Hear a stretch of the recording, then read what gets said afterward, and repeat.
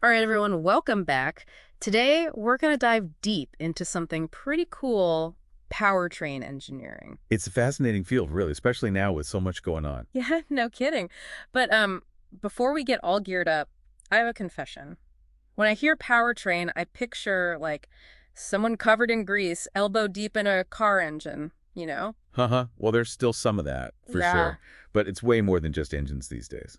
Oh, really? So Yeah. what's the deal then? What is a powertrain? Think of it as the whole shebang that takes power from the engine and gets it to the wheels, the thing that makes the vehicle move. Okay, so engines, transmissions, all that. Yep. But also, a huge amount of electronics and software are in the mix now. It's like mechanical engineering meets cutting-edge tech. Pretty wild, right? You're kidding. So, like, it's not just knowing how an engine works anymore, is it? What do powertrain engineers actually do with all this knowledge? Well, one day you could be designing a new transmission system on your computer, and then the next you're out on a test track, seeing how it actually Well, performs. wow, variety. I like it. But what about electric cars and all that? How does that fit into this powertrain world? It's totally changing the game. Honestly, powertrain engineering used to be all about combustion engines, but now with electric vehicles, you need engineers who get electric motors, batteries, all that jazz. So it's like a career with a future. Yeah, you could say that. Okay, but let's get real. You want to be a powertrain engineer. Where do you even start? Well, you got to have a good foundation. Usually that means a bachelor's degree, something like mechanical engineering, automotive engineering, something in that ballpark. Right, so hit the books, get the degree, then what? Well, that's where it gets interesting. You're not stuck doing the same thing every day, that's for sure. There are lots of different paths you could take. Oh, like what? Give me a sneak peek. All right, so imagine this. You're fresh out of school, entry-level engineer. Maybe you're working on making an engine component more efficient using your knowledge of like thermodynamics, materials, maybe even some 3D modeling. Okay, so you're getting your hands dirty, right? Yeah, for sure. But then, as you get more experience, maybe you're leading a team that's developing a new cooling system for an electric vehicle battery. So now you need to understand not just the technical stuff, but also project management, working with other companies, maybe even some budgeting. So you're like an orchestra conductor, but for car parts. Haha, kind of, yeah. And then, way down the line, maybe you're the one leading the research on some crazy new technology like hydrogen fuel cells. You're pushing the boundaries, presenting your findings at conferences, the whole 9 yards. Wow, from tinkering with engines to international conferences, that's quite a journey. So what are the like must-have skills for someone to really kill it in this field, no matter which path they choose? Besides the obvious engineering stuff, you got to be a problem solver. Things will go wrong, guaranteed, so being able to think on your feet and find solutions is crucial. Yeah, makes sense. You don't want some tiny part messing up the whole thing. What else? Communication is huge. You got to explain complex stuff to other engineers, managers, even the marketing people, and make sure everyone's on the same page. So like you got to speak gearhead and normal person. Exactly. And one more thing, you got to be a lifelong learner. This field is always changing, so you got to keep up. Sounds like a career for people who like a challenge. Speaking of challenges, I bet this field changes faster than, like, I don't know, a race car going around a track, right? You're not wrong. It's a fast-paced world, that's for sure. And it's funny, one of the biggest challenges is also the biggest opportunity, electrification. Oh, how so? Well, it's super exciting, don't get me wrong. Yeah. But it also means engineers need to be ready for anything. The skills you needed for combustion engines, they're still important, but now you need to know electric motors, batteries, all that, a whole new world. It's like learning a whole new language, but for cars. That's a great way to put it. And it's not just the tech itself. Think about charging stations, the electric grid, all that. Powertrain engineers, they're involved in that too. Right. It all has to work together. And I bet there are, like, specific challenges with electric powertrains, too, right? Absolutely. Range anxiety, for example, people worrying about running out of charge. Powertrain engineers are trying to solve that, Yeah. making batteries that last longer, charge faster, that kind of thing. It's like trying to squeeze more juice out of a battery. Okay, so with all these demands and challenges, what keeps powertrain engineers going? Honestly, it's about making a difference, creating a greener future. Transportation, it's a big source of pollution, right? So powertrain engineers, they're on the front lines of making things cleaner and more efficient. So a real sense of purpose. I like that. Yeah, definitely. And that leads to another cool thing, the constant innovation. Oh, tell me more about that. What kind of innovations are we talking about? Well, in the electric world, there are solid-state batteries. For one, they could be safer, charge faster, the whole package. Those sound pretty amazing. What Yeah. about regular engines? Anything new there? Believe it or not, yeah. Engineers are always finding ways to make them cleaner and better. There are things like variable compression ratios, which is a mouthful, but basically it makes the engine more efficient. So squeezing every last bit of performance out of them. Exactly. And then there's hydrogen fuel cells, which are a whole other ballgame. Zero emissions. No, that's what I'm talking about. It seems like you need to know a lot more than just how to fix a car these days. It's true. Powertrain engineering, it combines all sorts of disciplines, which makes it really interesting, actually. It's like the ultimate engineering challenge. So for someone just starting out, what skills should they focus on? What will make them stand out? Well, a strong foundation is key, obviously. You got to know the basics. But on top of that, you got to be adaptable, a quick learner, and comfortable with both, like the physical stuff and the software side of things. So jack of all trades. More like a master of integration. Got to be able to connect the dots between all these different systems, see the big picture.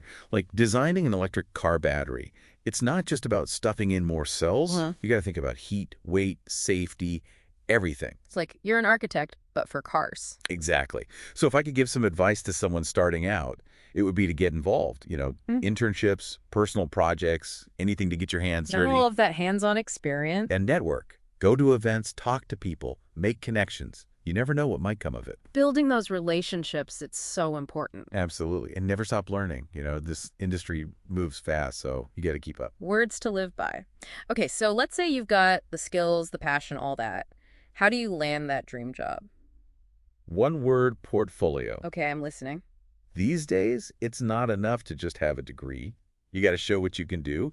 And the portfolio, it does that. It shows off your projects, your skills. So what kind of projects are we talking about? It depends on what you're into. If you like electric cars, maybe you build a little electric motor or design a battery system. If you're more into the software, maybe you write some code for engine control or something. The point is, choose projects that you're passionate about. Show your passion, prove your skills. Makes sense. Right. And don't be afraid to think outside the box. Maybe you're good at 3D modeling or making videos. Find a way to use those skills to show off your knowledge. I like it. Think outside the box. Speaking of thinking differently, what about AI? It seems like it's everywhere these days. How is it impacting powertrain engineering? Oh, AI is changing everything. Seriously. From designing better engines to developing self-driving cars, AI is becoming essential. Wow. Give me some examples. How is it actually being used? Well, one really cool area is predictive maintenance. Cars now, they have tons of sensors, right? And AI can analyze all that data to spot problems before they even happen. So it's like a crystal ball for your car? Basically. It means you can fix things before they break, which saves time and money. That's incredible. What else is on the horizon with AI? Autonomous driving is another big one. Self-driving cars, they need really advanced powertrain systems, and AI is key to developing those. So the car doesn't just drive itself, it also manages its own engine and everything? Exactly. And the cool thing about AI is that it's constantly learning, getting better all the time. It's kind of mind-blowing when you think about it. It seems like powertrain engineering is becoming as much about software as it is about, the actual mechanics. It's true. To be a powertrain engineer now, you got to be comfortable with both. Yeah. You need that solid engineering foundation, Yeah. but you also got to embrace the digital side of things. It's a whole new world of engineering. So it seems like there are tons of exciting things happening in powertrain engineering, even with all the talk about electric cars taking over. But I got to ask, will there even be a place for the good old combustion engine in the future, or is it game over? That's the million-dollar question, isn't it? And honestly, there's no easy answer. Electric vehicles are definitely gaining ground, but combustion engines, they're not going away anytime soon. Okay, so it's not a total extinction event for them just yet? Not even close. In fact, there are some seriously cool innovations happening right now, making those engines cleaner and more efficient than ever. Like, did you know some companies are even experimenting with new types of fuels, like synthetic fuels? They could be a game changer for emissions. So it's about making them more eco-friendly, not just ditching them completely. Exactly.